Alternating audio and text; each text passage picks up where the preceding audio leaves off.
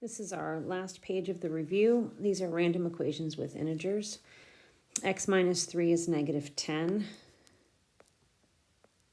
So we're going to add 3 to both sides.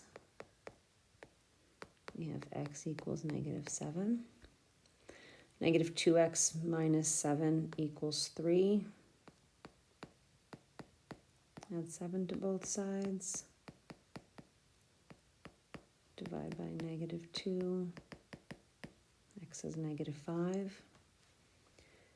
We have negative 4x plus 20 equals negative 4. Subtract 20 from both sides. Negative 4x equals negative 24.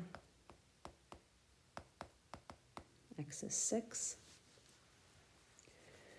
Here we are going to first add 4 to both sides. So we have x divided by 2 equals negative 4.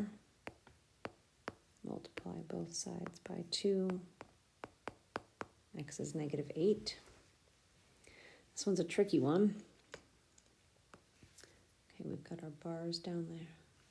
Now, we've got a 3 minus x divided by 4. We need to get rid of that 3. The 3 is positive, so we're going to subtract 3 from both sides. We have negative 10 on the right. Be careful, it's negative x over 4.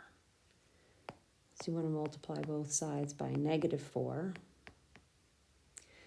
because negative 4 divided by 4, negative 4 times negative x would be a positive.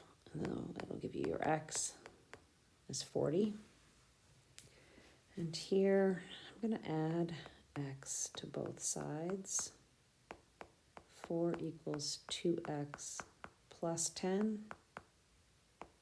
Subtract 10 from both sides. Negative 6 is 2x. Negative 3 is x. Just be careful with problems like this. Don't look at the negative x and the x and do this and then cross them off. Take your time. Use the inverse operations. Add x to both sides. And take your time. Remember, 0 is a valid answer.